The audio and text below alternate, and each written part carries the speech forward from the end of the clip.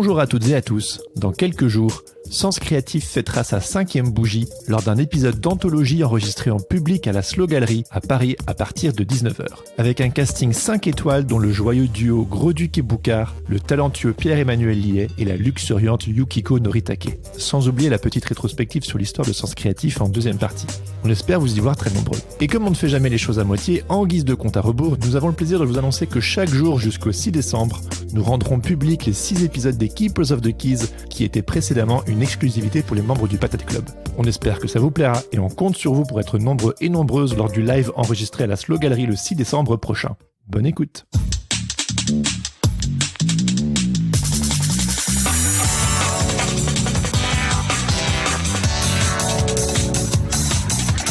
Bonjour à toutes et à tous et bienvenue sur Sens Créatif, le podcast qui explore les motivations et les stratégies des artistes de l'image. Je m'appelle Jérémy Kleiss. Je m'appelle Laurent Bazar et nous sommes passionnés par la créativité que nous considérons comme une quête initiatique. Pour nous aider à développer Sens Créatif cette année, soutenez-nous sur Patreon ou Tipeee. Cela vous donnera accès à la communauté du Patate Club, aux lives mensuels exclusifs avec des professionnels clés du milieu de l'illustration et à des tas d'autres bonus pour vous permettre d'avancer dans votre carrière d'artiste freelance. Nous soutenir, c'est contribuer à faire de Sens Créatif un podcast indépendant et une ressource incontournable pour tous les artistes de l'image francophone.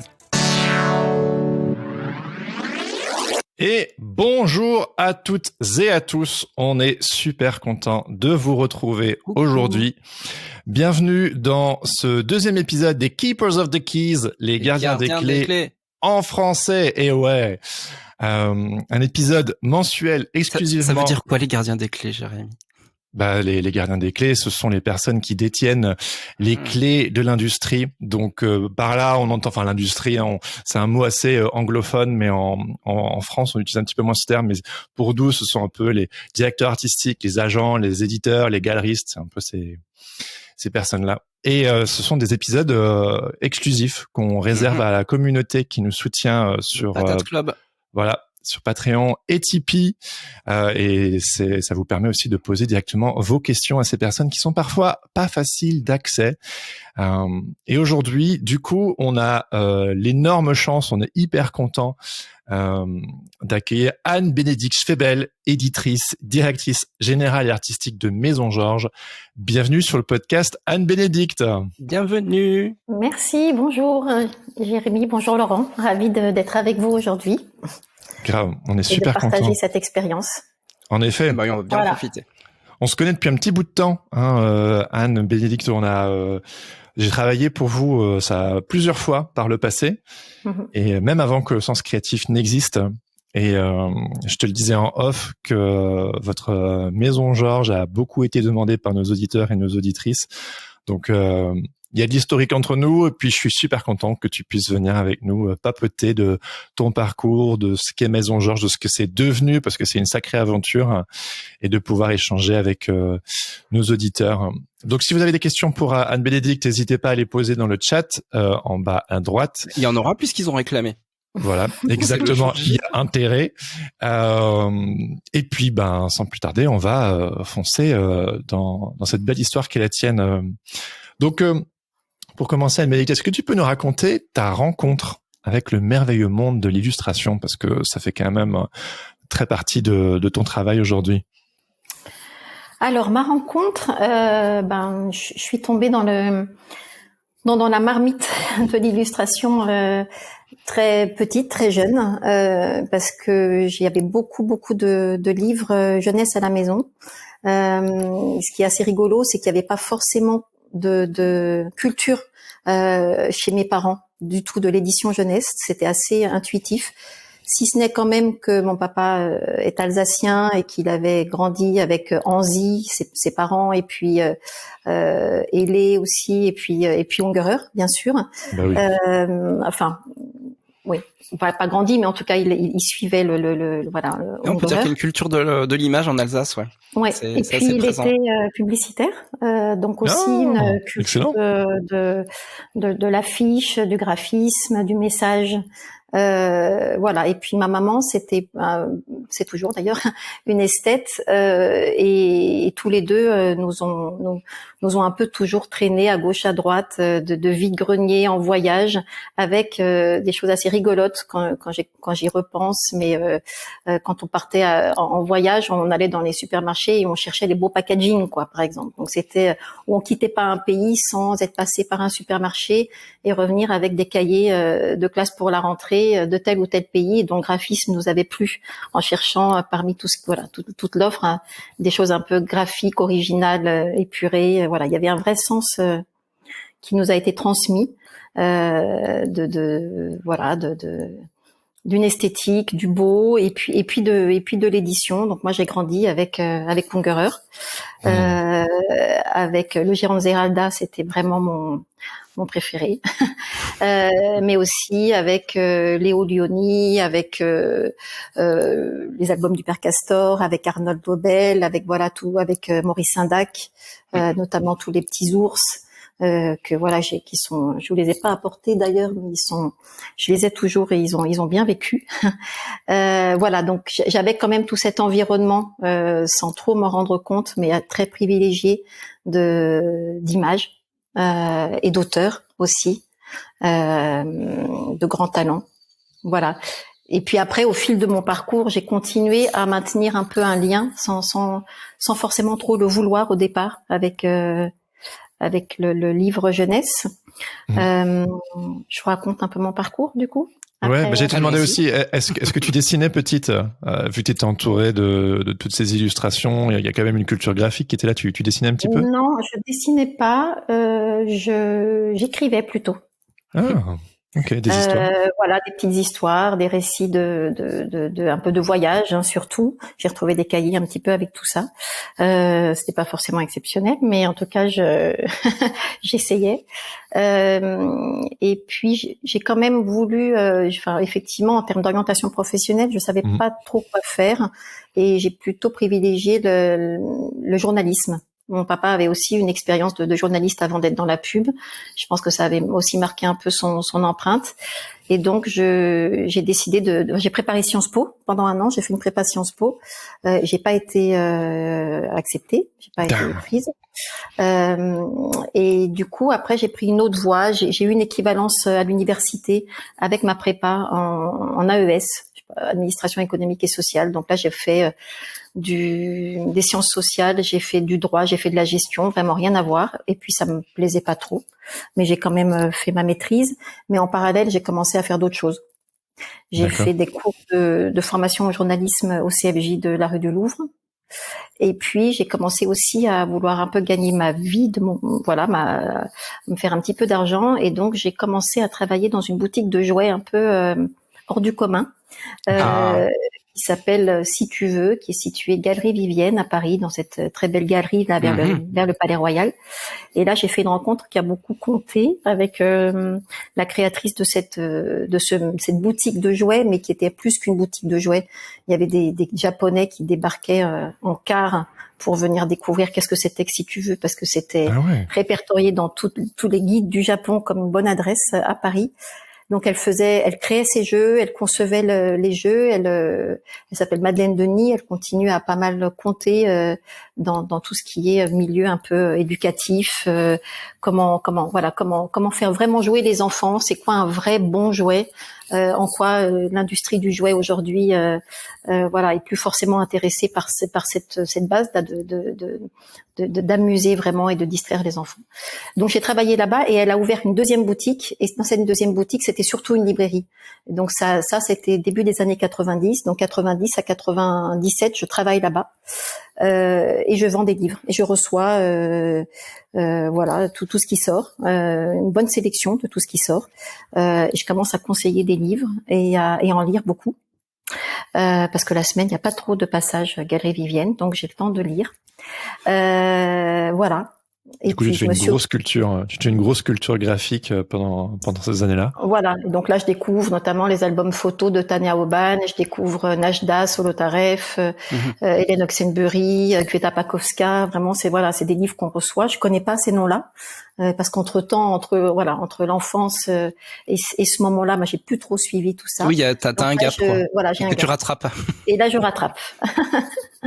Ça devait être trop bien de pouvoir bouquiner à mort comme ça tout le temps. Et puis dans un endroit merveilleux. C'était surréaliste parce que la moitié de la boutique c'était du livre jeunesse et l'autre moitié c'était des ours en peluche pour des collectionneurs d'ours en peluche. C'était une spécificité de la maison aussi. Donc c'était un drôle de mélange. Voilà. Et puis j'ai commencé aussi un peu à travailler sur d'autres choses avec elle, sur les relations presse. À l'accompagner au-delà de la vente, qui au départ c'était vraiment un petit boulot alimentaire, et ça a commencé à devenir plus. Ouais, tu t'es rendu compte que c'était pas seulement la boutique, quoi. Il y avait tout ce qu'il y avait autour, en fait, qui faisait que ça faisait justement rayonner, en fait, le. Oui, exactement. Exactement. Voilà, puis en même temps, je me formais au CFJ. En même temps, j'ai travaillé là 2 jours et demi par semaine. Et du coup, j'étais en contact avec des journalistes, notamment par ma nouvelle casquette de RP. Et c'est comme ça que je suis rentrée dans le groupe Bayard. Pour travailler chez Enfant Magazine comme stagiaire. Et puis ensuite, j'y suis restée comme pigiste. Et donc, j'ai travaillé pour de la presse jeunesse. J'ai travaillé notamment pendant 2 ans pour des suppléments qui s'appelaient Enfant Plus, où là on faisait des tutos d'ateliers, on proposait des idées de sortie en famille, enfin voilà. Donc là l'aventure commence vraiment avec le magazine pour enfants, dans l'univers du magazine pour enfants. Ouais, on voit déjà de toute façon les prémices de ce que tu fais aujourd'hui, les jouets, l'univers un peu atypique, l'enfance, l'édition, c'est comme quoi tout est lié, quoi. Il y a pas. Ouais, exactement. Ouais. Et donc tu bosses chez Bayard un petit bout de temps, j'imagine. Et puis en 99, tu fondes le magazine Grain de sel. Ouais. À Lille. Ou j'ai loupé un truc. Ouais. En 2000. Non, mais c'est ça. Je quitte Paris en 98, enceinte, bien enceinte, ma première fille. J'arrive à Lyon, j'essaie de reprendre un peu mes piges avec des titres du groupe Bayard et chez Hachette aussi. Je travaillais pas mal pour différents magazines, et jeunesse et famille chez Hachette. Et puis en fait, je me rends compte que c'est pas ce dont j'ai envie, de travailler de chez moi à distance, à essayer de continuer à garder des piges et parce travailler qu'il faut quand même le dire, hein, si on se remet aussi dans le contexte de l'époque, c'est pas évident de vouloir travailler dans ce milieu-là en partant de Paris, quoi. Non, c'est clair. Voilà. Je l'avais pas forcément mesuré, voilà. C'est vrai, à ce point-là, c'est vertigineux, ou c'est parce que c'est l'époque? Bah en fait, on noue des relations en étant à Paris, on peut quand même venir dans les rédactions et maintenir une relation de complicité un petit peu avec des gens qui du coup choisissent de te faire travailler toi plutôt que Pierre-Paul ou Jacques. Il y a l'embarras du choix. Et quand tu es à distance, cette relation-là, elle se distend forcément. Oublie Instagram 2 minutes parce que ça n'existe pas à l'époque. Voilà, par exemple. On est en 2000. Oui, voilà. Puis communiquer, voilà, c'est. Le mail, c'est encore pas non plus la folie. Là, on est beaucoup sur le téléphone. On se rencontre beaucoup. Ah ouais. Donc à l'époque, être à Paris, c'était vraiment un big deal. Maintenant, ça allait peut-être un petit peu moins, mais à l'époque, c'était important. Clairement. Pour être au cœur du réseau et de ce qui se faisait. Ah, c'est intéressant. Donc tu te retrouves à Lyon, donc les relations sont un petit peu distendues et tu te rends compte que c'est pas trop ce que tu as envie de faire au final. Oui, c'est ça. Et je me dis j'ai envie de créer quelque chose qui a un peu plus d'envergure, je pense que et voilà, il y avait pas mal d'inconscience, je décide de créer ce magazine gratuit dont il existait surtout un modèle, on va dire, qui était Paris Môme. Ah oui, tout à fait, Paris. Ouais. Et un magazine gratuit pour les familles avec pas mal d'ambition derrière, notamment de qualité. Grain de sel, je précise. C'est pas encore Magazine Georges, c'est Grain de sel. Non, c'est Grain de sel. Voilà, donc Grain de sel naît en début 2000 et puis je l'ai vendu en 2016, donc 16 années qui m'ont pas mal occupée. Ah ouais. Un magazine bimestriel dans un premier temps, puis qui est devenu mensuel en 2009. Ce qui a son importance, mais je vais y revenir après. Et voilà, et des photographes associés, enfin principalement un photographe, mais une grande attention portée au traitement de l'image. à la maquette, voilà, des choses très soignées. On était vraiment des comment dire, des férus de graphisme. Oui, des férus de graphisme, et puis on pinaillait beaucoup. Enfin, il fallait que chaque numéro, mois après mois, soit nickel, parfait. On chassait des petites imperfections de partout. C'était c'était un projet très incarné par l'équipe, très passionnée autour de ça. Donc c'est là qu'on a vraiment développé, que j'ai développé cette passion pour le magazine aussi en le vivant de l'intérieur, et puis surtout en apprenant tout sur le tas. Donc à partir de janvier 2000, je commence à faire les calages à l'imprimerie nationale à Bondoufle à 3h du mat, parce que comme j'étais un petit client pour ces imprimeries-là, en général on me calait la nuit. Ah oui. Donc j'ai passé des nuits sur le canapé en cuir c'est des aventures, du bureau des contremaîtres en y étant arrivée à 1h du mat avec ma petite Auto Bianchi là. J'arrivais à Bondoufle et je faisais les calages, donc j'ai les clopes au-dessus des machines à 3h du mat, faut venir. T'imagines bien, c'est rock'n'roll, vu comme ça. C'est rock'n'roll. Voilà. Et puis après, on a changé pas mal d'imprimeurs et je suis allée au calage de tous les numéros de Grain de Sel. D'accord, ouais. Donc, j'ai forcément beaucoup appris. Donc là, c'était de la rotative. Mais c'est une bonne école aussi pour apprendre à caler rapidement parce que ça tourne. Et puis qu'on vivait de la publicité et que les annonceurs, on imprimait sur un papier offset, ce qui était un choix. Moi, j'aime tout ce qui est mat. Voilà. On avait un très beau papier, mais par contre, qui buvait beaucoup. Et donc, les annonceurs qui avaient l'habitude de passer leurs pages dans des supports en couché bien brillants, arrivaient après me voir en disant, alors, je comprends pas très bien la pub. Qu'est-ce qui s'est passé dans votre magazine? Donc, il fallait vraiment se battre en machine pour pouvoir optimiser le rendu. Et j'ai beaucoup appris sur l'impression. J'ai beaucoup appris là-dessus, j'ai beaucoup appris sur le management de l'équipe. M'a fallu du temps. Vous étiez beaucoup dans cette équipe? Au départ, j'étais toute seule, et puis 2, puis 3, puis en 2009, 2010, on est 5. D'accord, ouais, quand même, ouais. Donc, voilà. Ok. Et donc tu disais le business model, c'est la publicité. Du coup, puisque c'était gratuit, Grain de Sel. C'est gratuit, tout à fait. Chose qu'on ne retrouve pas dans. On verra. Dans Georges, il n'y a pas de publicité, mais on y reviendra. On y reviendra tout à l'heure, mais c'est rigolo, le switch est marrant. Et du coup, donc ce business model là, tu le mets en place comment tu fais justement pour faire vivre ce projet avec la pub? Comment tu vas voir au niveau des annonceurs, tout ça? Comment tu te débrouilles? Mon pari, c'était de faire de la qualité, de créer une communauté, même si on n'avait pas les outils pour le faire autour. Et c'est ce qui s'est passé. Grain de Sel est devenu un peu un incontournable. Moi, je suis pas non plus. Je suis assez discrète. Je vais pas trop me montrer à gauche et à droite. J'avais pas du tout d'appui. Ce que j'ai découvert et qui était le cas. La presse locale, elle vivait beaucoup de ses appuis politiques et des décisions en très haut lieu pour pouvoir avoir régulièrement ta 4e de couve achetée, tes pleines pages, etc. Moi, j'avais pas tout ça. Des subventions détournées. Et voilà, c'était drôle de paysage, tout ça. Et du coup, moi, le pari, c'était plutôt de faire un beau mag et d'essayer surtout, c'était un peu notre baseline à l'époque, d'aller fouiner et trouver des choses que les Lyonnais connaissaient pas et de les inviter à aller les découvrir avec leurs enfants. Donc vraiment à prendre par la main et à emmener un peu hors des sentiers battus. Et c'était ça l'excitation en fait. C'était tout l'enjeu et la complexité parce que ensuite, si tu veux, quand t'emmènes voir des programmes de cinéma d'animation qui sont pas, qui changent un petit peu des trucs mainstream et tout, et ben à côté, ceux qui ont l'argent pour être annonceurs, c'est plutôt les gros, évidemment. Oui, bien sûr. Et les gros avaient pas mal l'habitude de dealer dans le cadre de ces gratuits. Ok, je te prends une pleine page et j'ai mon article avec. Et puis évidemment, ça va de soi, mon article qui dit du bien de mon film. Donc ça a été un vrai challenge de réussir à garder l'indépendance entre ce dont on voulait parler, ce dont on avait envie d'être les porteurs, les prescripteurs, et puis à côté qui pouvait se financer le magazine.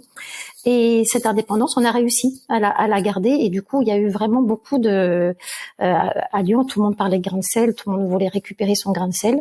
Génial. Oui, j'imagine c'est complètement la contrepartie parce qu'en fait, tu te fais un réseau aussi d'indépendants autour de toi qui partagent ces valeurs-là. Oui. Ouais, nous c'est ce qu'on appelle un petit peu la tribu. Tu trouves ta tribu autour de toi. Et il y a justement ces échanges-là de bons procédés qui font que le réseau s'agrandit. Oui, complètement. Et puis comment tu installes une identité tout de suite. T'as même pas besoin de voir le logo, tu sais que c'est grain de sel. Et ça, c'était aussi un gros boulot avec mon frère qui était photographe associé à l'aventure. De numéro après numéro, on a fait 116 numéros en tout pendant cette durée. C'est énorme. À garder cette identité photographique et montrer l'enfance un peu comme ce qu'on avait envie à l'intérieur. C'était un sacré challenge parce que on voulait que ce soit des photos qui fassent très naturelles. Et en même temps, c'était des photos qui étaient un petit peu montées pour qu'elles soient graphiques, pour qu'elles soient fortes. Voilà. Mais du coup, tu identifiais tout de suite grain de sel à la fois par sa couve, ses photos et son traitement à l'intérieur. Ben, ça a l'air d'être une sacrée aventure. Du coup, qu'est-ce qui fait que en 2016, tu décides de vendre grain de sel et de te lancer dans une nouvelle aventure du nom de Georges? Alors, l'aventure, elle s'amorce en parallèle, en amont de 2016. Elle commence en 2009 quand je décide qu'on va passer en mensuel. Ce qui peut paraître un petit peu à l'époque une folie puisque on a subi des années, on a vraiment été 2001, 2000, 2003, 2004, c'est la galère. Parce qu'on met tout en place, il faut aussi mettre en place le réseau de diffusion. À la fin, on avait 700 points de diffusion sur Lyon et son agglo, mais j'ai commencé par le premier et tu vas démarcher tous les points de diffusion toi-même. Tu crées tout en fait. Et après, on a eu des belles années. La 2004-2007, c'était 3 belles années. On avait acquis de la notoriété, on avait de la pub. Ça commençait à être une chouette aventure, un petit peu galère toujours, mais quand même de mieux en mieux. Et puis 2008, c'est la crise. Les budgets de la pub se réduisent un peu à peau de chagrin. Et du coup, mais on a tellement une belle notoriété que les gens s'appuient vraiment sur nous, même les annonceurs, et il y a de la demande. Du coup, je décide de passer en mensuel et du coup, j'arrête de travailler avec un graphiste qui était externe, ce qui n'était pas forcément simple à gérer, et je recrute une graphiste qui est Stéphanie Lannes, qui est toujours là aujourd'hui, oui, bien sûr. Et qui est là, avec nous, qui fait partie de l'équipe.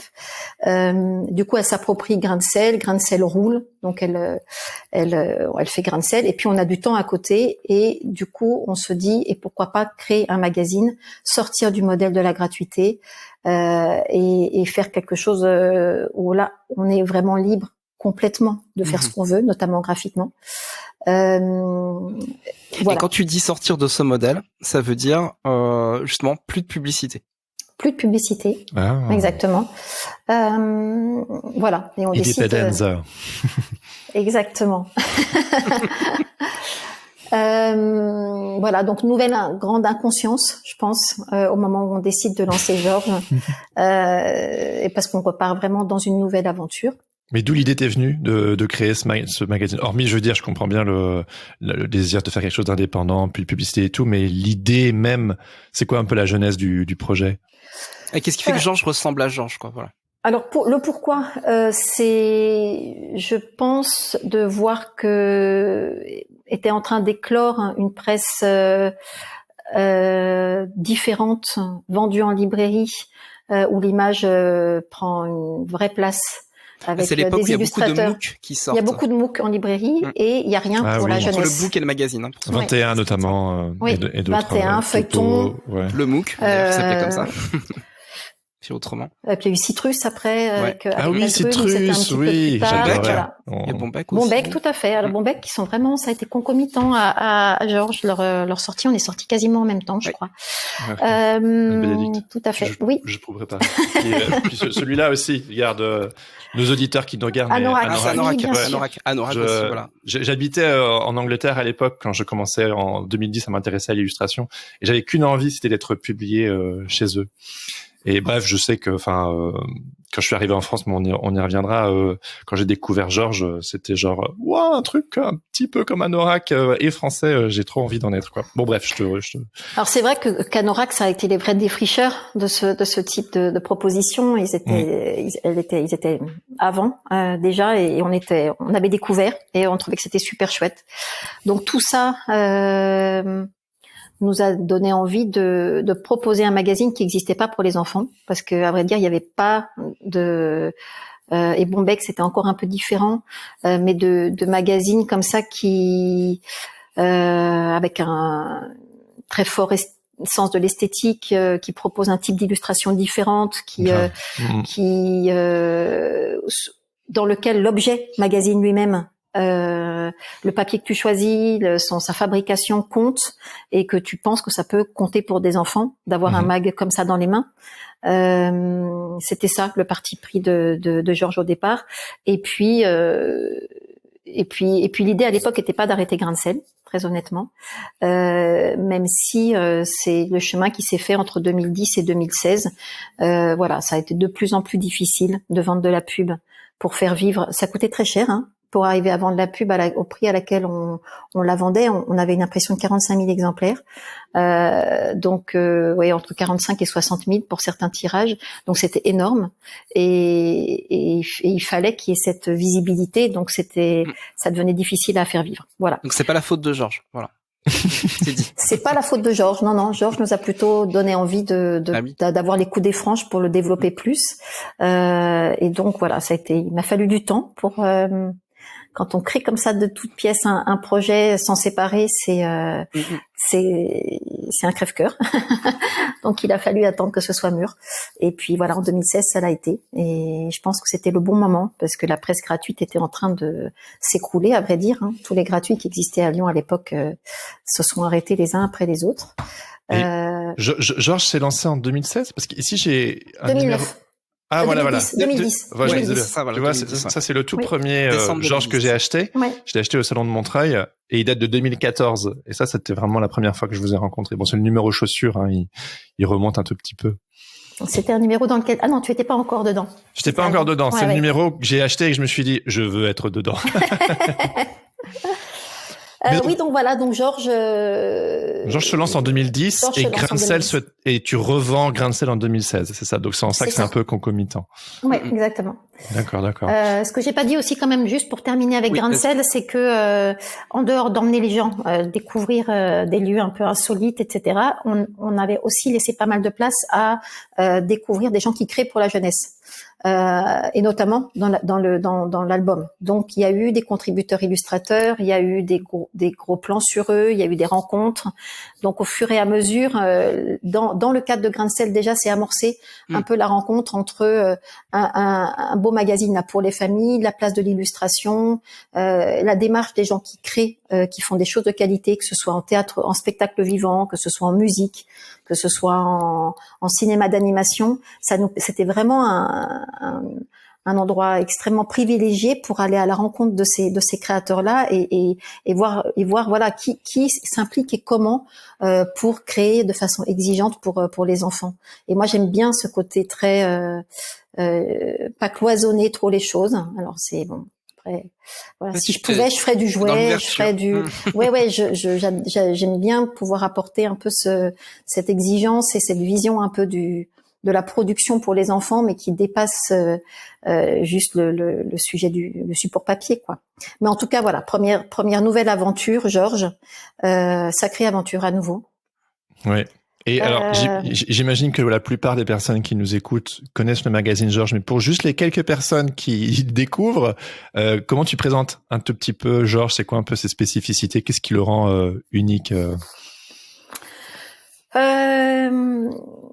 Georges, qu'est-ce qui le rend unique? Je pense que c'est sa liberté de ton, de sa façon de déjà son principe, hein, donc son nom. Pourquoi l'avoir appelé Georges? Pourquoi pas? C'est venu de Stéphanie Lannes.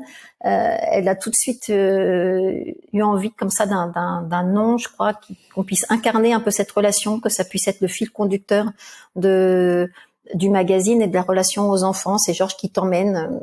Et une fois, ça va être à la rencontre de sa tante, une autre fois en voyage avec lui, etc. Enfin, c'est lui qui te guide, qui t'emmène dans le numéro, et du coup, il se tisse une relation, même s'il n'est jamais représenté avec ce fameux Georges. Mystérieux. Et puis c'est ce truc de pas être d'être un magazine avec ce petit picto qui est le thème à chaque fois. Et on a commencé avec un numéro moustache. Après, on est passé sur un numéro valise, après un numéro trompette, un numéro ampoule, un numéro éléphant, un numéro machine à laver. Donc, effectivement, là, tout de suite, tu surprends. Parce que tu proposes un magazine. Des bibliothécaires aussi. Oh, comment est-ce que je trie ça? Et des libraires, ouais, c'est ça. Déjà, les libraires, on leur proposait, à l'époque, Georges avait un petit format, c'était un petit format A5, j'en ai pas malheureusement apporté là, mais un petit format A5, assez jusqu'au boutiste dans son parti pris graphique, puisqu'il avait 3 bandes de 3 couleurs différentes, et il y avait uniquement ça qui changeait sur chaque couve. Donc les libraires, certains ne voyaient même pas que ça avait changé en fait. Et tu retrouvais ces codes couleurs à l'intérieur dans les différentes parties. Donc c'était vraiment très très graphique. Donc il y avait aussi ce parti pris là qui le différencie, je pense, c'est de donner une place au graphisme qui est rare dans la presse, en tout cas pour la jeunesse. Pour la presse pour adultes, oui, mais pour la presse pour la jeunesse, non. Oui, on est plutôt sur du plein illustratif, et des fois, la partie graphique est un petit peu mis en sourdine. Il y avait Télérama, je crois, qui avait fait un gros papier sur nous il y a 3-4 ans, et le titre c'était Maison Georges, la maison d'édition jeunesse qui n'a rien d'enfantin. Ah oui, c'est bien ça. Et ça, tu prends ça. Voilà, je prends ça. Non, mais c'est ça l'idée, c'est de pas faire mièvre ou gnangnan ou enfantin justement, et de faire un mag que les parents ont plaisir aussi à acheter pour communiquer un peu des choses qui comptent. Et moi, je pense que voilà, c'est le fait de faire du beau, un beau graphisme. Il y a mine de rien, sans mettre de mots dessus, il y a une éducation à ça, c'est sûr. Voilà. Et après, c'est de surprendre quand tu passes comme ça d'une thématique à l'autre, qui te sert de fil conducteur et qui permet d'y introduire l'humour, puisque le principe, c'est donc, par exemple, on va prendre le dernier, peut-être pas le dernier, mais le numéro dessin ou le numéro chocolat de Georges, qui sont des numéros plus récents. Dans la partie, donc Georges, c'est 1/3 d'histoire, 1/3 de jeu et 1/3 d'activité à faire à la maison, du graphisme justement, de la cuisine, du bricolage, des expériences.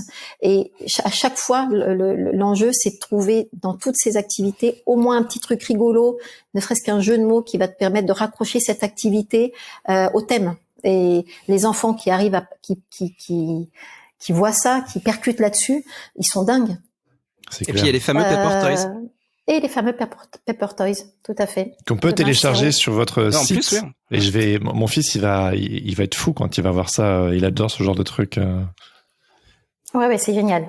Alors c'est vrai que c'était pratique avec les bibliothécaires qui nous disaient mais on s'abonnerait bien, Georges, mais votre Pepper Toy a découpé au centre. C'est quand même super embêtant parce que les enfants vont abîmer le magazine. Donc pas de problème, ils peuvent aller sur le site, on le note dans le magazine et puis télécharger, imprimer chez eux et faire leur Pepper Toy sans abîmer leur mag. T'as un numéro préféré, une thématique qui t'a vraiment amusé à fond? Tu voulais sortir moi, j'aime bien le fait de passer comme ça d'un thème à l'autre. Oui, c'est comme dire lequel de tes enfants tu préfères. C'est la collision que tu aimes bien en fait, c'est de passer vraiment d'un thème qui n'a peut-être rien à voir avec le suivant. Il se passe quelque chose et après ça crée des collections de thématiques. Oui, exactement. Et puis c'est aussi le parti pris. C'est comme ça un peu. On nous pose souvent la question de comment vous choisissez vos thèmes. L'idée c'est de dire voilà, on a fait un peu de science, on a fait un petit peu de voyage, on en a eu un numéro cerveau, un numéro Kenya, un numéro mythologie. Qu'est-ce qu'on fait maintenant? Tiens, un numéro fourchette, parce que ça fait un moment qu'on n'a pas parlé forcément d'alimentation ou de voilà, c'est de varier les plaisirs, et puis c'est à chaque fois à chaque fois l'occasion de creuser un autre. Vous fuyez les thèmes évidents, je sais pas, par exemple un numéro football quand c'est la Coupe du Monde, ou un numéro plage quand c'est l'été. Est-ce que quand même vous essayez d'être un petit peu en parler avec l'actualité, ou parce que je trouve vraiment que voilà, numéro fourchette, ça dénote totalement, quoi. Alors écoute, on essaie d'équilibrer pour continuer à avoir justement ce côté inattendu et pouvoir s'éclater un peu avec ça. Là, en février, c'était un numéro chance. Par exemple, donc tu vois, où on a parlé des porte-bonheur, on a parlé d'une super histoire de Claire Schwartz avec un trèfle, j'adore son etc. travail. Nous on aime aussi beaucoup. Après, parfois on a essayé aussi un peu de faciliter le boulot des libraires, parce que on a des super repris. C'est les Belles Lettres qui nous diffusent en librairie, et ils ont même si eux sont fans de cette liberté-là, et parfois ils ont passé des petits messages en nous disant OK, alors si vous faites un numéro squelette, si vous pouvez plutôt nous le faire en octobre plutôt qu'au mois de février, soyez cool, faites ça. Oui. Parce que ça nous facilite le travail, et pourquoi pas finalement, parce que après moi c'est aussi tout mon boulot, et j'aime bien ça dans ce travail, c'est d'être à la fois comme ça à la création de chacun de ces magazines où tu remets tout sur le métier, d'être en même temps le garante de la ligne graphique et éditoriale, pour que tu puisses au fur et à mesure dire tiens, ça c'est Maison Georges, ça serait chouette d'arriver à ça, et j'ai l'impression qu'on commence à y arriver. Et puis il y a aussi le fait un peu d'être chef d'orchestre et de piloter tout ça avec toujours un peu comme dans Grain de Sel, finalement, un mélange d'audace et de pragmatisme, et c'est un peu ma fierté, parce que c'est vrai que faire des belles productions comme ça, c'est une chose, réussir à les faire vivre dans le temps, à les maintenir en vie, à se renouveler aussi. À se renouveler, c'est un autre boulot. Ça, du coup, il faut un peu de pragmatisme. Il faut un peu, à un moment donné, donner un petit coup de main aux libraires qui n'ont pas forcément toujours compris complètement aussi l'originalité de Georges, et c'est quand même, ils sont super importants parce que c'est notre réseau principal de diffusion. Et le truc, c'est que la presse en librairie, c'est déjà super compliqué. Donc, si tu leur donnes pas le petit coup de pouce pour qu'ils te mettent au moment des vitrines d'Halloween le numéro squelette à mettre en vitrine, tu te tires un peu des voilà, les bâtons dans les roues. D'autres vont le faire. Voilà, exactement. Donc on essaye de. Mais c'était vraiment un peu. Non, pardon, je t'en prie, excuse-moi. Non, vas-y. Non, en fait, c'était vraiment une question que j'avais, parce que voilà, votre magazine, il fait preuve d'une grande exigence autant sur le fond que sur la forme, le graphisme, la typographie, l'illustration. Vous existez depuis 13 ans. Vous êtes bien installé dans la presse jeunesse. Pour autant, on peut pas dire que vous êtes entièrement devenu mainstream. Et on vous trouve pas encore partout. Et comment vous avez fait pour rester pérenne, je veux dire, justement avec ce niveau d'exigence, là où d'autres magazines, justement, qui ont peut-être tenté de faire pareil que vous, se sont peut-être un petit peu, on va le dire tout bas, un petit peu cassé la figure. Vous êtes toujours là. Comment vous avez fait? Écoute, comment on a fait? Je pense moi j'ai capitalisé un petit peu sur l'image qu'on s'était construit, et la sympathie aussi. On a des chouettes relations avec les gens avec lesquels on travaille, qui soient journalistes en l'occurrence pour l'époque de Grain de Sel, illustrateurs, partenaires, notamment sur le bassin lyonnais. Et donc il nous est arrivé un truc à un moment, assez vite après la création de Georges, c'est qu'il y a des structures qui nous ont contactés en nous disant on est juste complètement raide dingue de Georges, et on voudrait que pour nous vous fassiez un petit Georges, et vous avez carte blanche. Donc ça a commencé par l'Opéra de Lyon, qui nous a dit on veut même pas, on veut juste, on a besoin de renouveler notre lectorat, on veut même pas vous guider, on vous fait visiter, on vous emmène dans les coulisses et faites-nous un petit Georges Opéra de Lyon, s'il vous plaît. Voilà. Et ce qu'on aime chez vous, c'est la fraîcheur et tout ça. Et j'en parle parce que cette activité qu'on a toujours aujourd'hui, de conception de cahiers de jeu un peu sur mesure, nous apporte une vraie bouffée d'oxygène qui nous permet de garder la totale indépendance à côté. T'as le nouveau, moi je l'ai même pas, dis donc. Mais oui, j'y suis allée ce week-end. On l'a même pas reçu. Donc voilà. Voilà, c'est le nouveau exposition. Si, ça fait le point. Basquiat Warhol à la Fondation Vuitton. On a travaillé avec le duo Cachette et Jack. Voilà, et donc là on met tous nos ingrédients, notre expertise sur le ludopédagogique, le fait d'en faire un truc, un support beau. Ils bataillent un peu à la Fondation Vuitton parce que quand ils les laissent sortir, les gens les prennent pour eux, donc ils se rendent compte que les adultes les prennent pour jouer et pour les ramener chez eux aussi. Je confirme, j'en ai pris plusieurs. Voilà, donc en anglais. Oui, on a fait une version anglaise et une version française. Donc ça a été un peu un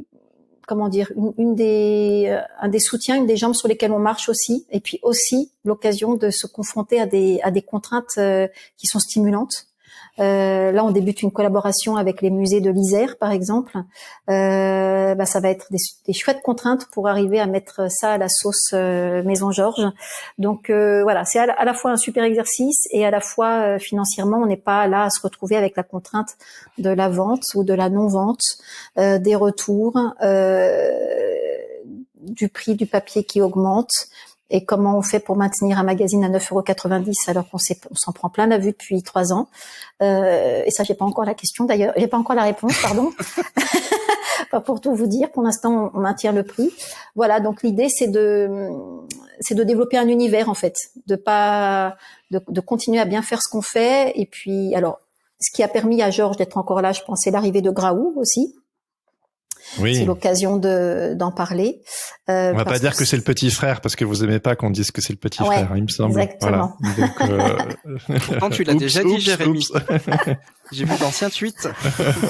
Oui, donc Graou, ça a été une nouvelle aventure dans l'aventure, mais on a aussi pu capitaliser vraiment là sur notre expérience pour pas refaire les erreurs du début de Georges, si on peut dire. Alors on n'a pas précisé. Hein. C'est quoi Graou 7-12 ans et Graou au plus petit.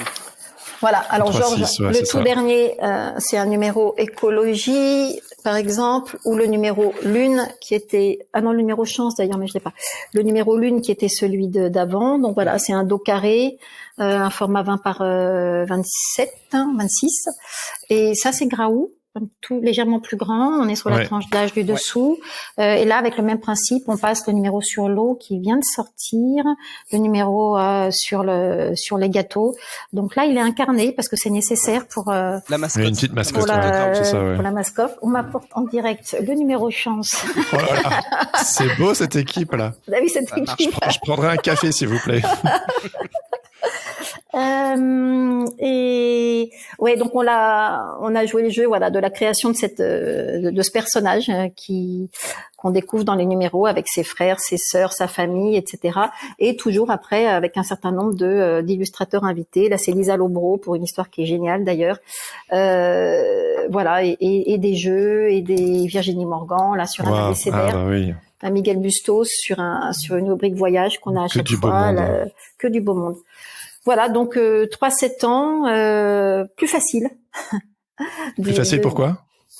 Plus facile parce que c'est la tranche d'âge où les parents sont complètement prescripteurs à 100%. Alors que quand tu abonnes un enfant à 8 ou à 9 ans, tu lui dis alors ça t'a plu, tu veux continuer ? Il va donner son avis. Finalement, j'ai envie de passer à un truc sur le foot ou un truc sur la science ou etc. Il y a alors que sur Graou, c'est plus simple comme tranche d'âge. Est-ce que c'est possible de dire que Graou a sauvé la mise ou est-ce que ça j'ai l'impression que c'était un peu un game changer quand même? Ou c'est toutes les briques en fait. Ouais, c'est toutes les briques. Oui, c'est toutes les briques. Moi, Georges, c'est le fondement, quoi. C'est le nouveau fondement de la maison. Ouais. Et il est super important parce que il y a tout notre ADN dans Georges. Voilà, et puis souvent on est plutôt amené sur les cahiers de jeu à être sur la tranche d'âge de Georges, donc on continue aussi à travailler notre expertise sur comment tu te renouvelles, comment tu t'adresses à cette tranche d'âge-là, et puis surtout, et là ça fait le lien avec une autre partie de la maison, c'est les albums, et c'est quasiment que des auteurs illustrateurs qui ont travaillé dans Georges, qui ont avec lesquels on a porté ces projets d'albums, mais qui ont celui-ci par exemple, il était une forme, je pense que la liberté de Georges, c'était un projet de cruciforme à l'origine, et un projet d'études d'école.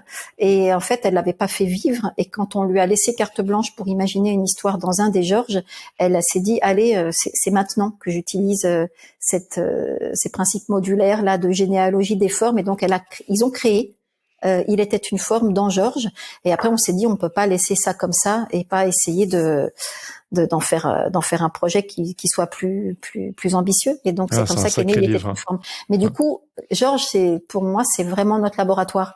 C'est là qu'on se permet plein de choses avec des auteurs, des illustrateurs, et c'est super riche comme échange, et on apprend à faire connaissance dans le cadre de ces revues. Et après, il y a des histoires qui se créent, ça se passe super bien, et on a envie de faire un livre ensemble, et on est plutôt parti pour les livres qu'on a pu faire pour en faire plus qu'un. Donc avec Cruciforme, il y a d'autres projets qui sont dans les tuyaux. Avec Eva Offredo, il y a au Japon, qui a aussi l'aventure a commencé dans Georges, dans le Georges numéro Japon en l'occurrence. Lisa Lobro, là, il y a mon bateau qui est derrière mon bureau. Là, notre prochain album, c'est un album qui sort là début juin avec Lisa Lobro. Gaëlle Almeras aussi avec les super week-ends, Pampi et Gori, Stéphie Brocoli. Donc tout ça, voilà, oui, les super week-ends avec Gaëlle, qui travaille sur le 3e et qui sont des très très chouettes succès. Les Pampi et Gori aussi, évidemment, qui sont des héros récurrents dans Georges. Donc ça c'est encore autre chose, c'est plus une BD un peu album BD d'humour plus, et c'est quelque chose qu'on va continuer. Allez en librairie, vous pouvez pas les louper. En général, ils sont bien avant. Et puis oui, Stéphie Brocoli pour oublier personne. Donc là c'était c'est plus une compile de rubriques parues dans Graou. Raconte-moi, qu'on a édité en album parce que voilà, on adore son univers. Ah oui, non mais vraiment magnifique, Eva Offredo. Ah ouais, magnifique. Son livre est dingue, hein, franchement. Et puis très belle rencontre aussi. Et puis voilà, c'est chouette de se retrouver comme ça sur la même longueur d'onde dans ce qu'on a envie d'offrir aux enfants. Ça fait complètement sens, ouais. De leur proposer, voilà. Est-ce qu'on pourrait dire du coup que le magazine Georges, c'est un peu votre matrice, et de ça sont nées des tonnes d'autres projets? Je pense par exemple, vous avez fait Georges, et puis à la Fondation Louis Vuitton qui dit est-ce que vous pouvez nous faire un petit Georges pour nous? Vous avez donné une carte blanche à Cruciforme dans le magazine, et hop, il y a un livre qui en est né. Il y a eu j'ai l'impression que ça vraiment a été un petit peu le laboratoire qui a permis à Maison Georges de prendre de l'ampleur, quoi. C'est votre secret power, le magazine. C'est super important. Je pense qu'on a oublié de présenter l'équipe. Si tu veux bien nous présenter. Oui, j'ai parlé que de Stéphanie, mais c'est super important. On est vraiment. Ce qu'il faut juste redire, je prends un petit peu la parole. C'est que Stéphanie a été très importante pour le lancement graphique en fait de Georges. Et j'avais justement cette petite question qui me trottait avant qu'on présente toute l'équipe. C'est quel niveau de confiance en fait tu portes justement à Stéphanie au moment de lancer Georges, parce qu'en vrai ça a été un vrai laboratoire graphique. C'est ça qui est assez impressionnant. La question, c'est quelle... oui, en fait, voilà, c'est... Ok, question pourrie, Laurent, tu recommences. Je la refais. En vrai, moi, ce qui me fascine, en fait, c'est la confiance, en fait, que t'as apporté à Stéphanie pour le lead graphique, en fait, sur Georges. Je trouve ça incroyable. En fait, quand j'ai reçu la candidature de Stéphanie un jour dans ma boîte mail et que j'ai ouvert son book et je me suis dit ok, c'est bon, c'est bon, c'est sûr, c'est elle. Et ça m'a refait ça avec Aurélie Kousquer, qui est donc l'autre graphiste de Maison Georges, qui elle s'occupe de Graou. Et du coup, ça fait un super team. Et c'était important, je trouve, pour Stéphanie aussi c'est chouette qu'elles soient deux et que ça fasse un peu un pool dans la maison d'édition. Elles peuvent échanger exactement sur le même métier, les mêmes problématiques. Ça crée une identité forte aussi entre. Et puis ça crée une identité forte. Écoute, ça a été naturel du coup, vu que je suis pas du tout graphiste. J'ai l'œil graphique et je suis contente je me sens à l'aise dans le fait de chapeauter la cohérence graphique de Maison Georges, mais par contre elles sont DA chacune aussi sur leur magazine, et c'est les yeux fermés sur le choix des illustrateurs, voilà. Après le contenu, c'est une autre histoire. Écrire pour des tranches d'âge, gérer, piloter des relations avec des auteurs, c'est vraiment un métier, et donc avec le temps et aussi l'exigence qui est montée par rapport à Georges. En fait, une petite chose à raconter aussi sur Georges par rapport au début. Donc, il y a toujours eu ces trois parties. Les histoires, les jeux et les activités qui s'appelaient les rubriques à braque au début. La partie, c'était surtout l'univers graphique des illustrateurs qu'on sollicitait ou qui venaient à nous et à qui on disait oui, Banco, trop chouette, on a envie de travailler avec vous, qui pilotait l'ensemble et moins l'écriture. Notamment par rapport à la grande histoire dans Georges. Donc on a pu travailler notamment avec Isinori ou avec vraiment des illustrateurs.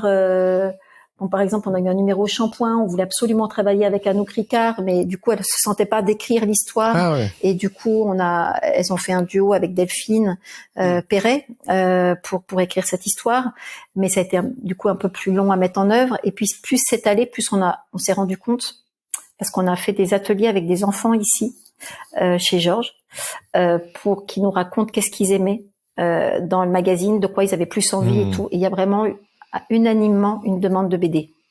Et donc à ce moment-là, on a décidé vraiment de travailler plus avec des auteurs, et on a réparti un peu autrement les rôles dans l'équipe. Voilà, tout le graphisme, le choix des illustrateurs, etc. Aurélie et Steph ont les coudées franches, même si moi j'adore aussi travailler avec elle sur le choix des illustrateurs, mais à un moment donné, je peux plus trop être au four et au moulin.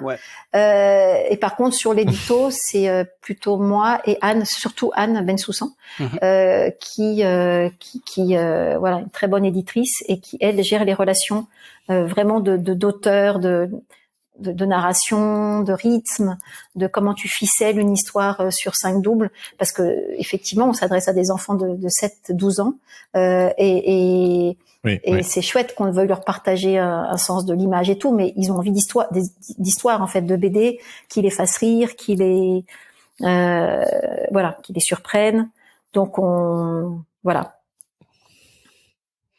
Ça doit être tellement grisant de pouvoir approcher toutes ces superstars de l'illustration, toutes ces personnes, même pas que des superstars, des personnes qui débutent ou quoi, mais des personnes avec qui vous avez des vrais coups de cœur, et de pouvoir faire à une petite échelle, vu que même si si ça peut se répéter, mais c'est genre un article, un jeu, une BD dans une revue, et c'est cette sorte de grande famille d'illustrateurs, d'illustratrices qui contribuent à ton bébé, quoi, à ton projet. Ça doit être ouais, c'est super chouette. C'est parfois un petit peu frustrant de pas plus les rencontrer, de pas plus les rencontrer, tu vois, de pas plus pouvoir discuter. Voilà, on a parlé que des trucs géniaux dans l'aventure.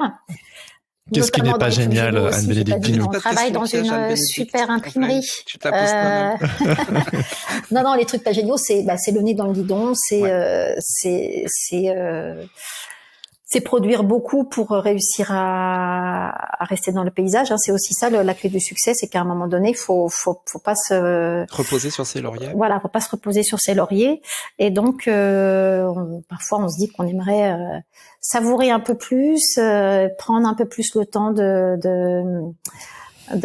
voilà. Ouais, faut produire, et ça, voilà, c'est le capitalisme. Mais c'est pour faire des beaux objets et des belles choses avec des belles personnes. Et du coup, vos magazines sont très connus et appréciés par la communauté des illustrateurs, des illustratrices. Ça devient presque une vitrine, voire une carte de visite pour certains. Voilà, c'est une grande collection. Vous avez eu pas mal de copains-copines à nous. Par exemple, Cruciforme, Sébastien Chouach, Stéphie Brocoli, Aurélien Janet, Charlotte Mola, Virginie Morgan, voilà. Et plein d'autres qu'on connaît ou qu'on connaît pas. Mais voilà, c'est un peu la question à 1000 points, mais comment la collaboration avec les artistes se passe-t-elle, et puis surtout, comment tu choisis les artistes avec qui tu aimerais collaborer, au-delà évidemment de l'esthétique et du goût, quoi. Les milliers de mails que vous devez recevoir. Alors je te réponds, je te redis une petite chose parce que je voudrais pas oublier sur l'équipe, il y a encore 2 autres personnes. Donc on est 6 et demi aujourd'hui. Il y a donc 2 graphistes, il y a Anne qui est éditrice avec moi, qui s'occupe aussi des relations avec les institutions, CNL et toutes ces choses-là, les dossiers, tout ça. Il y a une personne qui s'occupe un peu de la relation aux abonnés, parce qu'en lançant ces magazines, on se rendait pas compte exactement de ce que c'était ce métier-là. C'est super de prendre des abonnements, et puis au bout d'1 an, ils arrivent à échéance et ça se gère. Et pour ça, il faut des outils, et c'est très compliqué avec les magazines jeunesse parce que tu perds tes abonnés très vite. Et c'est ce qui rend principalement notre boulot avec les magazines difficile, c'est qu'on renouvelle tout le temps. Tu capitalises pas sur tu capitalises pour 2 ans ou 3 ans. C'est surtout que tu as du mal à faire progresser ton nombre d'abonnés, en fait, parce que tout le temps, faut aller en chercher des nouveaux. Ouais, ceux qui partent sont remplacés, et du coup, ça te fait une espèce de... Donc, tu restes un peu... voilà. Ok, d'accord.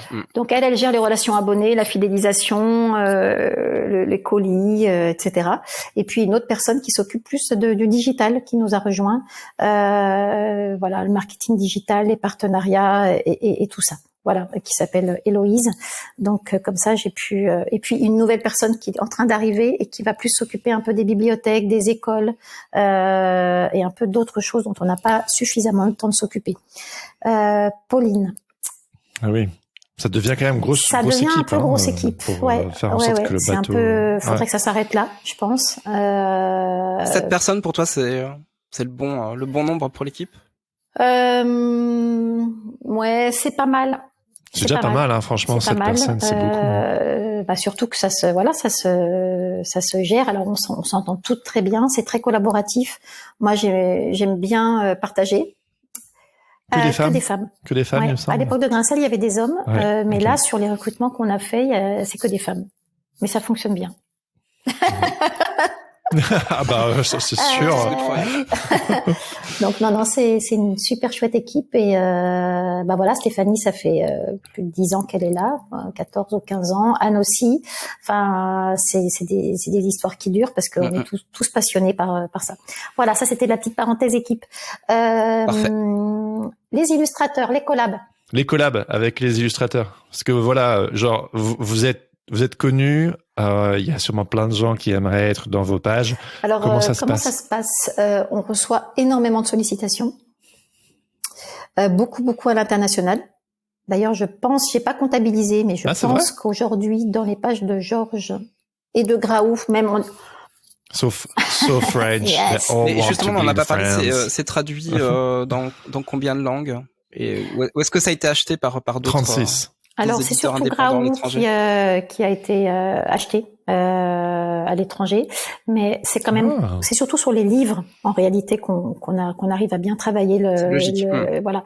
Sur les revues, pas beaucoup d'éditeurs ont envie de se lancer ou se sentent armés pour lancer une revue, parce que c'est une autre machine en fait, qu'il faut que tu réussisses à aussi générer de l'abonnement, à communiquer sur cette périodicité et tout ça. Et je pense, et c'est pas de là que viennent les contributeurs étrangers. Je pense que c'est plus de leur réseau. Et puis à partir du moment où tu commences à avoir 2-3 Anglais qui sont assez connus, qui sont assez suivis, qui publient sur leur page quand il y a Wayne Davy par exemple. Voilà. Owen Davey, j'allais le dire. Owen Davey, Olympia Zagnoli, mais qui est pas anglaise. Alors Olympia, on travaillait une fois ensemble, mais après on a réessayé. Je pense qu'elle était plus accessible pour nous. Non, c'est vraiment du très haut. Owen, il a dit oui pour effectivement le numéro Kenya, et c'était assez incroyable. Il a bossé pour Poppy, il est quand même assez abordable. Oui, ben voilà, on se disait on essaye, hein, on peut toujours on peut toujours rêver.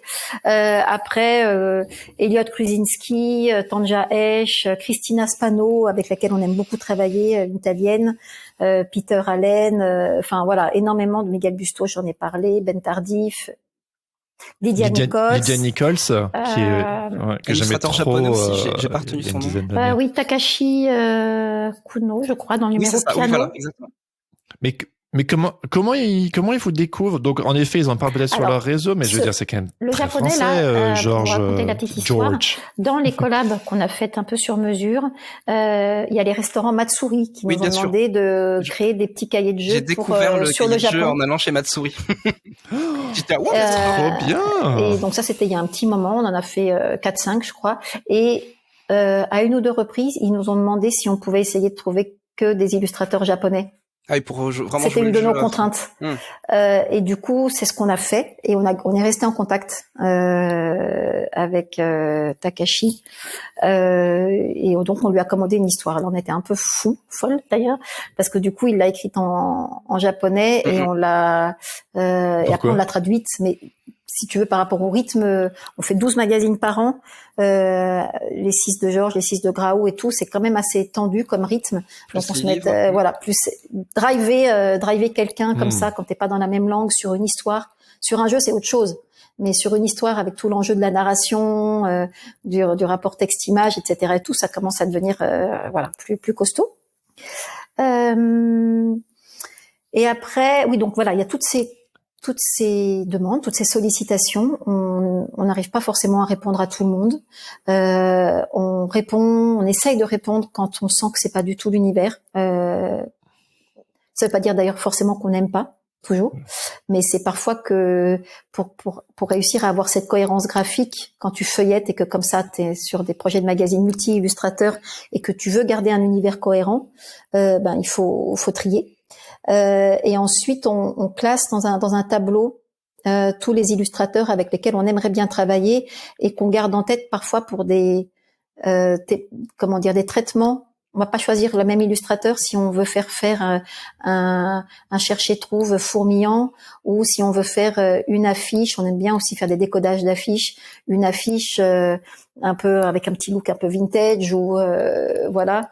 Donc ce tableau, en fait, il vous aide à gagner du temps, en fait, sur quand vous avez les thématiques, pour garder le tableau, et il y a des évidences qui apparaissent. Exactement. Ok. Et puis aussi, après, on pense évidemment à des illustrateurs. C'est vrai qu'on nous a souvent dit, notamment quand on rencontre les illustrateurs plus en physique à Montreuil. Au départ, on nous disait mais j'aimerais trop bosser pour Georges, mais en fait, votre traitement c'est quand même super vectoriel. Il n'y a pas de place pour des choses plus dessinées, etc. Et on a cheminé par rapport à ça, avec cette volonté aussi d'ouvrir et de faire découvrir aux enfants d'autres choses. Et là, par exemple, je vois le numéro Moyen-Âge qui est sorti, voilà. Ah, j'adore l'enluminure, je l'avais vu.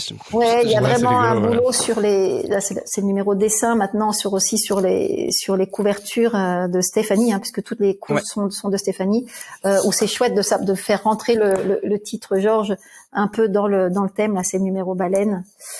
Voilà. Et donc là, par exemple, on a, sur le numéro Moyen-Âge, fait appel à Juliette Mancini, dont on connaissait le travail chez Atrabile, sur son livre là sur les chevalières. Donc là, on est vraiment sur quelque chose de beaucoup plus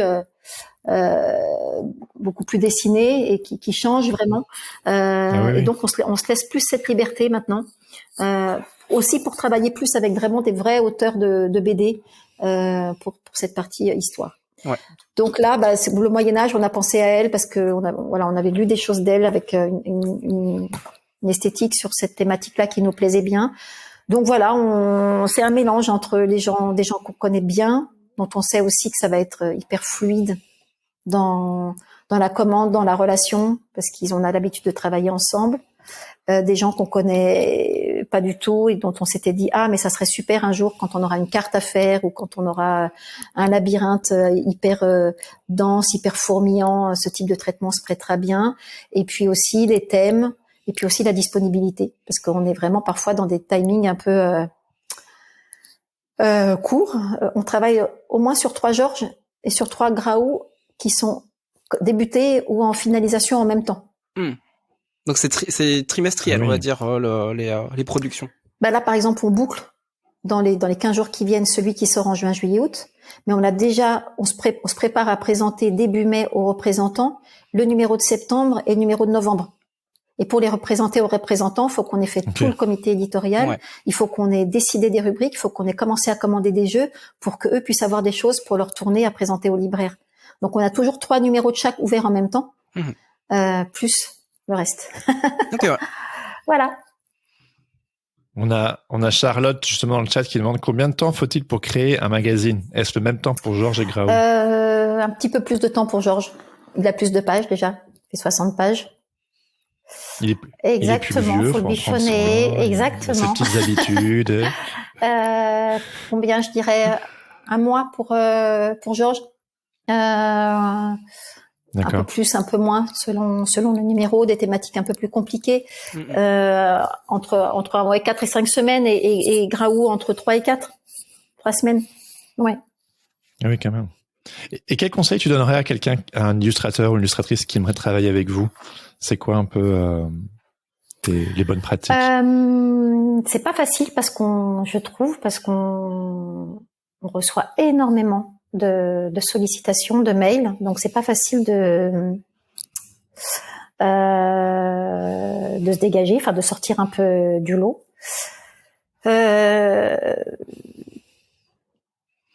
Moi, je dirais que le message, le mot d'accompagnement, en-delà du book, je trouve qu'il est important d'essayer de dire à quel point de créer un peu du lien par ta perception, qu'on sente déjà d'emblée en lisant le début du mail que la perception est partagée de ce que tu as compris du magazine ou des magazines, de ce qu'on fait et de l'adéquation que tu penses avec ton travail. Après, c'est vrai que parfois on reçoit des mails extrêmement impersonnels et juste avec un book, etc. Puis parfois il y a des mails beaucoup plus travaillés et quand tu ouvres le book hyper excité par justement ces quelques petites phrases de prise de contact, t'es un peu désappointé de voir à quel point la personne qui t'écrit te dit je colle tellement à votre univers que c'est sûr que ça va le faire, et quand tu ouvres, tu te dis comment non. Oui, ou alors vraiment très éloigné, tu vois, très classique, ou non, mais c'est bien, c'est super que tu le dises parce que c'est pas facile, pas évident à dire, et on se met à ta place, et tu dois aussi avoir une vision aussi pour ton projet, c'est important. Ouais. Et c'est vrai que voilà, après c'est jamais facile de dire aux gens non, ça correspond pas, tu l'as pas vu, mais ça correspond pas. Je me souviens quand au début, parfois on n'a pas cette conscience-là de pas vraiment fitter. On se dit qu'en fait notre travail pourrait fitter avec des tonnes de lignes édito, et moi je me souviens que j'étais sincère et que plusieurs fois on me disait je suis pas sûr que ça fit, ou bien voici un peu les conditions, et moi j'avais l'impression que c'était une sorte de couteau suisse, que je pouvais tout faire, mais en fait les personnes en face de moi avaient un bien meilleur regard que moi. Mais tout ça pour dire que parfois en début de carrière on saisit pas, et puis il y a un peu ce côté un peu tiré de manière super large pour essayer de décrocher désespérément un contrat qui nous met le pied à l'étrier. Et il y a un peu ce mythe peut-être, vous savez, de la personne dans l'industrie, l'agent ou l'éditeur qui va toi je vais te faire travailler, ça va te faire ouvrir les portes, et ouais. Mais c'est un peu du mythe, quoi. C'est pas simple à trouver un peu l'alchimie, le combo gagnant. Si t'y crois vraiment, et c'est des fois aussi des questions de moment, de timing, qui font que à un moment c'était pas le bon moment pour envoyer le mail. Et si t'y crois vraiment, tu peux réessayer 2 ans, 3 ans plus tard. Et des fois ça peut marcher. Parce que et puis on n'est pas à l'abri. Voilà, ouais. On n'est pas à l'abri de nous d'être passé à côté. Ça m'est déjà arrivé. de découvrir le travail de quelqu'un, et je sais pas comment j'en viens à taper son mail dans ma boîte mail et me dire ah zut. Il a écrit il y a 3 ans. Il y avait déjà. Ça c'est très rigolo. Mais il était pas encore prêt peut-être. Ouais, ça m'arrive, j'avoue. Ça m'est arrivé. Donc c'est pour ça que il faut pas hésiter. En effet, je pense à. D'ailleurs, c'est assez chouette. Il y a des gens avec lesquels on bosse de temps en temps et qui envoient. C'est pas harcelant du tout, mais qui disent voilà, regarde, je partage les projets que j'ai pu faire. Ça, c'est assez riche aussi.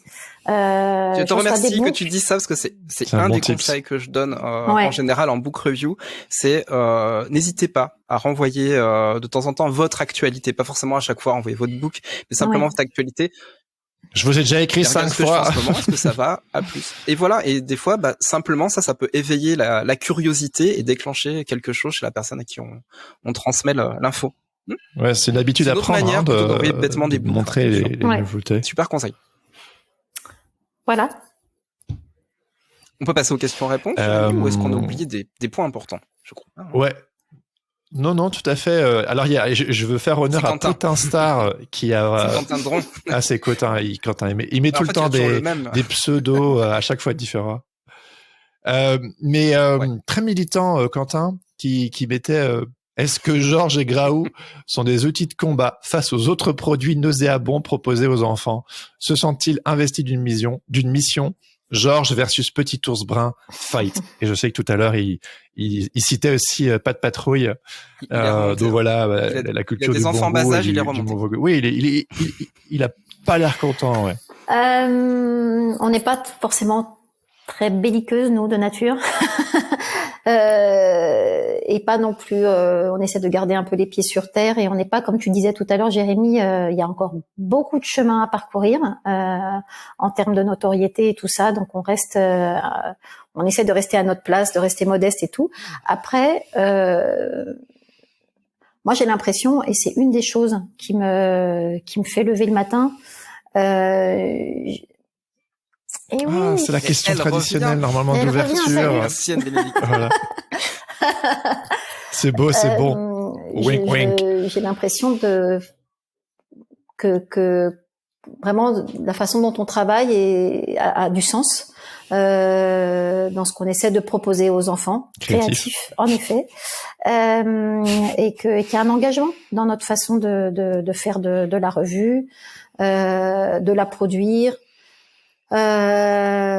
D'y mettre une exigence un peu folle, enfin vraiment il est énormément relu, il est voilà. Attends, j'ai perdu le fil avec la question. C'était c'est cette histoire de oui. Est-ce que c'est entre le bon goût et le entre guillemets mauvais goût?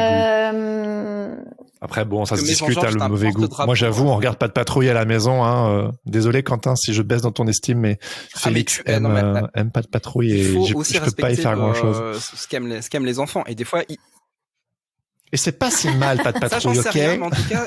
Non, mais c'est... Non, mais je suis moins fan de Petit Ours Brun. C'est ce qu'ils ont envie de voir et des fois, faut composer aussi. Ils jouent à pyjamasque dans la cour de récré. Je peux pas les empêcher de jouer à pyjamasque. Vers des nouvelles choses, en fait. C'est un petit peu notre rôle voilà, c'est un parents. peu ça le rôle des magazines. C'est pas forcément de dire les autres, font une qualité piètre, mais c'est de dire. Et c'est aussi ça un peu dans les albums qu'on produit. À quoi ça sert de faire la même chose que ce qui existe déjà, qui est d'ailleurs parfois pas si mal fait. Et nous, c'est de dire. Et tous les enfants ne flashent pas dessus, hein, mais il y a des enfants qui adorent. Voilà, on veut que ce soit un beau magazine, on veut que ce soit soigné, et les retours qu'on a, c'est que ils ont une place particulière dans la bibliothèque. Tu vois, il est plutôt un peu dans la bibliothèque familiale. On les garde, on les jette pas, on y revient. Et voilà, c'est plutôt ça notre. C'est un partage. C'est joliment dit. Voilà. J'aime bien cette philosophie qui dit mieux vaut plaire à un groupe de personnes qui sont vraiment passionnées de ce que tu fais Et d'autres qui disent c'est pas du tout pour moi, ça me plaît pas, plutôt que de faire un truc un peu milieu où c'est genre on en revient ça va, c'est pas mal, la mais tribu, quoi, tout simplement les personnes à qui on s'adresse, pour qui on envoie le message en réalité, qu'on l'envoie pas pour le monde entier. C'est super quand ça marche pour le monde entier et que c'est un gros succès, mais dans l'absolu on l'envoie pour spécifiquement pour des personnes qui vont être touchées, et forcément c'est pas le goût de tout le monde. Ouais. Il y a Marie qui dit je pense que c'est pas une question de bon ou de mauvais goût, mais plus une question de fond. Donc, je pense oui, il y a le fond aussi. Évidemment, on essaye aussi de faire attention aux activités qu'on propose, d'être à la fois dans un truc didactique mais pas chiant, d'être voilà. L'idée c'est aussi de s'amuser, hein. C'est découvrir plein de choses, mais c'est ça, hein. C'est d'être et c'est en cela que le magazine, avec toutes ses contraintes, c'est un super projet à porter pour une maison d'édition, je trouve. C'est que tu peux expérimenter plein de choses. Et tu expérimentes des trucs différents d'un numéro à l'autre. Et puis le truc génial, c'est que tu as du courrier des lecteurs et des lectrices. Donc ça c'est le petit plaisir du matin. Ah oui, c'est grisant. Très... On rit, on en pleure parfois même. Ah, c'est génial. Il y a des relations qui se nouent avec des enfants. Il y a une correspondance entre Stéphanie et le petit Raphaël, par exemple, qui est plus si petit maintenant, qui a créé son petit journal avec ses sudoku, qu'il a envoyé à Steph, qui lui a demandé son avis. Il y a une vraie correspondance qui s'est créée entre Raphaël et Steph. Raphaël étant venu au bureau aussi, il y a des trucs aussi trop drôles, hein. Parfois ça frappe. Tu vas ouvrir la porte et là tu te retrouves avec un parent, avec l'enfant avec un qui petit dit fan qui est là. On lit Georges et on voulait juste savoir ça ressemble à quoi le bureau de Georges. Donc ça c'est chouette parce que mine de rien, on a un beau lectorat maintenant avec les deux mags, donc c'est pas la notoriété de dingo, mais il y a quand même une vraie communauté qui s'est créée et donc ça génère du retour assez on a pas mal de retours et c'est super stimulant. On avait une question t'avais peut-être un truc à dire, Jérémy? Non, juste de se rendre compte que d'une certaine manière, c'est peut-être un peu pompeux dit comme je veux dire, mais ça change un petit peu des vies, c'est peut-être un peu... Mais genre, il y a un vrai impact. Voilà, le petit Raphaël qui se retrouve devant vos locaux et qui a trop envie de vous rencontrer. Je suis sûr qu'il y a d'autres petits Raphaël à qui Georges a une place importante. C'est comme moi, quand j'étais plus jeune, Spirou, quoi. Je veux dire, Spirou, c'était... Ça m'a énormément tout est connecté, parce que moi, j'ai un fan dans Spirou qui m'a écrit quand je travaillais pour Spirou pour savoir comment on faisait le pixel art et tout. Voilà, c'est trop rigolo. Ah oui, mais c'est marrant parce que du coup tu réponds à ton fan, quoi. J'en ai un, donc c'est bien, c'est pas mal. S'il y a Quentin aussi qui m'aime bien. C'est hyper touchant. Et il y avait aussi une question de Laurette et je la trouve assez magnifique. Quels seraient, Anne-Bénédicte, les projets rêvés pour toi aujourd'hui, alors que tu as déjà fait plein de projets de rêve?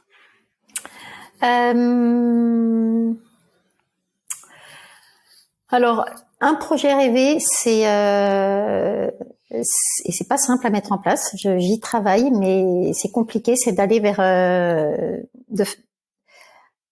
de faire vivre, de pouvoir aller plus loin avec les auteurs illustrateurs avec lesquels on travaille, notamment dans le cadre des albums, pour faire d'autres types d'objets que du livre, et notamment du jeu et du jouet.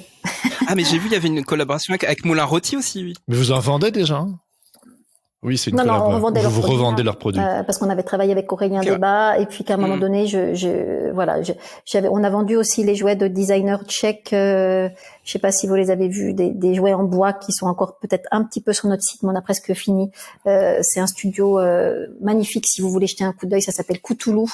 Ils font des jouets en bois. Je les ai rencontrés à Prague en allant à un calage chez l'imprimeur. Et avec certains des auteurs illustrateurs, on travaille là sur des dérivés de l'album. Moi, ce qui m'intéresse aussi, et on n'en a pas forcément trop parlé, mais dans l'éthique un peu de la maison, c'est d'être ça s'est plus imposé à nous à l'origine, et maintenant c'est devenu un vrai choix d'être sur quelque chose de raisonné sur la production. Et en fait, on a décidé de maintenir un rythme de 2 ou 3 albums par an, 3 maxi. Pour pouvoir les accompagner et pour pouvoir leur donner l'envergure qu'ils méritent. C'est des projets au long cours sur lesquels il y a un boulot de dingue, et moi je trouve ça d'une tristesse et même un dysfonctionnement total que d'imaginer que le livre il sort, il est plus ou moins vu, il est plus ou moins lu, et puis next quoi.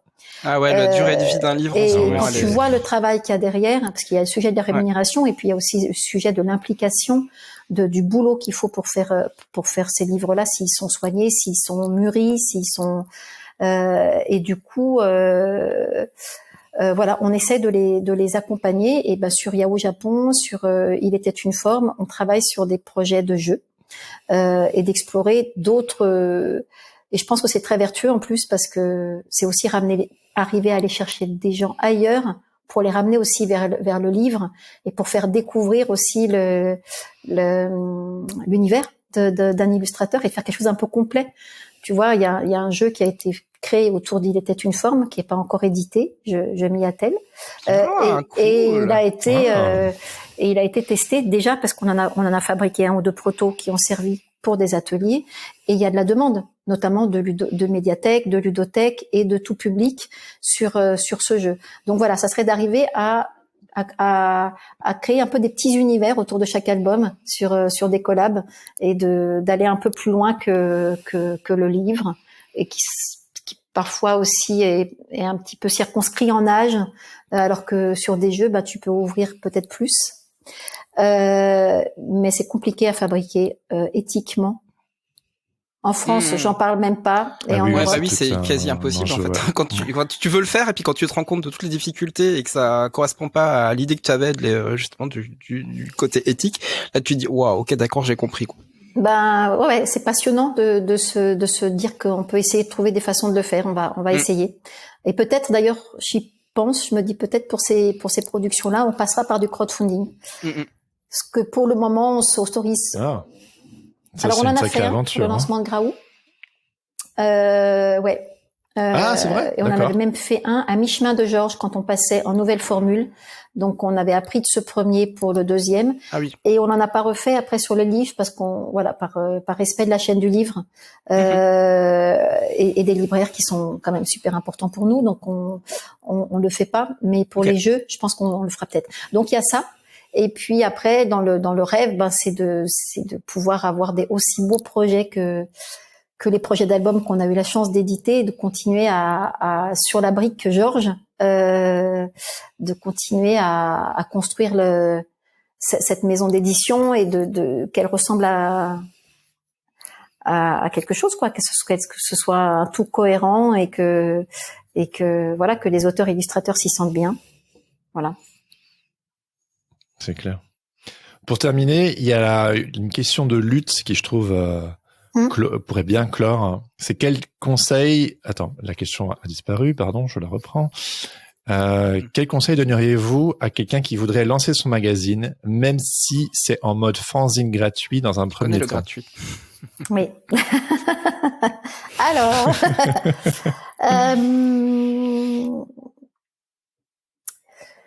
quel conseil je pourrais donner en 2023? En 2023. J'essaie de réfléchir à s'il y a des conseils qui permettraient de faire plus facile que ce qu'on a fait en donnant moins de notre personne. Il y a des années où on faisait une quinzaine de salons par an et je peux te dire que quand tu fais des salons autant de week-ends, parce que c'est vital pour te faire connaître et que, bien évidemment, tu as travaillé samedi et le dimanche, mais le lundi, tu t'attelles avec déjà une to-do à faire pleurer de trucs qui sont en retard. Il n'est pas question de te dire que tu vas récupérer. Donc, j'essaie de réfléchir si c'est possible Je crois qu'il y a une question d'échelle, en fait. Je pense que si ça reste un projet que tu fais pour le plaisir, à côté de ce qui te fait vivre, et que tu peux te permettre de produire à petite échelle. Après, c'est quoi le modèle économique si tu veux financer tes contributeurs? Mais il y a un espace, je pense, pour faire quelque chose qui reste dans la sphère du plaisir et où tu rentres pas dans la machine, avec ce qu'elle veut dire, nécessité de périodicité, nécessité de volume suffisant pour qu'un distributeur veuille bien te diffuser, nécessité de gérer tout ce qu'il y a à gérer derrière, et pour ça, il faut à minima un peu une petite équipe, sinon tu vas dans le mur. Je crois que c'est un peu ça le choix du départ. Et d'ailleurs, nous, quand on a lancé Georges au départ, on savait pas quel choix on allait faire à cet embranchement-là. Est-ce qu'on allait se dire, on continue à faire 500, on continue à faire grain de sel pour le plaisir, on édite des illustrateurs qu'on aime bien, etc. Ou est-ce qu'on choisissait de dire, on veut qu'ils soient en librairie, on veut faire monter notre lectorat, on veut que ce travail qui est fait et qui est énorme, le plus d'enfants possible en bénéficient, et c'est ça notre raison d'être en fait, parce que c'est ça notre raison d'être. Et si c'est ça, il faut donner du volume, il faut donner de l'ampleur, et ça se fait pas sans moyens humains et moyens économiques. Et là, le problème, c'est que t'as mis le doigt dans un truc qui te prend au départ le doigt et très vite le coude et très vite tout entier. Et là, c'est très très très chronophage, c'est énorme, et ça serait, je pense, sur la revue assez fou de penser qu'on peut le faire sans solidité, sans connaissances aussi diverses de la chaîne du livre, si on choisit la librairie, de comment on gère économiquement un peu un projet comme ça, de comment au fur et à mesure on apprend, comment on fidélise sur de la revue. Voilà, je pense qu'il y a un peu un choix à 2 échelles, quoi. Il faut que ça reste du plaisir, de minimum viable product, comme on dit en marketing, investir tout en faisant en sorte que ça reste gérable, et puis grossir au fur et à mesure. Et puis voilà, on sent qu'il y a eu du plaisir, et c'est pour ça que ça a fait des petits, qu'il y a eu Graou, qu'il y a eu des projets d'agence, qu'il y a eu les collabs, qu'il y a eu les livres, la maison d'édition. Si on sent que c'est une machinerie lourde et pas très enthousiasmante, oui. Ça se sent, quoi. Bon, c'est une évidence, hein. Je clôt avec une évidence. Mais c'est bien de la rappeler, have fun, parce que parfois on veut à tout prix que ça marche, et parfois ça en devient sclérosant, et parfois on oublie de prendre du plaisir, et c'est peut-être un petit peu dommage, donc. Ouais, et puis je trouve que ton parcours justement montre bien qu'en fait que tu peux avoir comme ça un chemin en fait qui serpente, et puis en fait tu fais des choix, et ces choix-là ils t'amènent justement à amener des briques et des briques et des briques, et aujourd'hui Maison Georges c'est une affaire qui roule et qui est jamais gagnée d'avance, mais qui roule et qui est chouette. Donc ça te donne vraiment de l'espoir. Voilà. C'est chouette. Maison Georges was in the place avec nous sur Sens Créatif. Merci beaucoup Anne-Bénédicte pour ton temps, pour tes réponses à nos questions, et on a pu rentrer vraiment.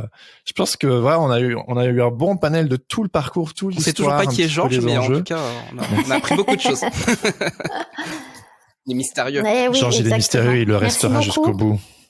C'est pour ça que ça marche. Merci à toi pour ton temps. Merci aux patates qui étaient présentes avec nous aujourd'hui pour nous suivre sur le direct. Sur ce, on vous souhaite à tous et à toutes une très bonne journée, et on vous dit à très bientôt. Ciao les potatoes. À bientôt. Salut. Merci d'avoir écouté Sens Créatif. Si cette émission vous plaît, n'hésitez pas à vous abonner et à mettre des étoiles sur vos plateformes de podcast préférées. N'oubliez pas de nous soutenir sur Patreon ou Tipeee. Vous pouvez aussi partager l'épisode avec vos amis ainsi que sur vos réseaux sociaux. Un grand merci à Adrien Guy pour l'habillage sonore de ce podcast. Retrouvez toutes les infos sur le site www.senscreatif.fr ainsi que sur Instagram @senscreatif_podcast. Si vous avez des commentaires ou des idées pour des invités, n'hésitez surtout pas à nous laisser un message. Sur ce, on vous donne rendez-vous dans 2 semaines pour un nouvel épisode. En attendant, restez créatifs et surtout n'oubliez pas, everything is connected.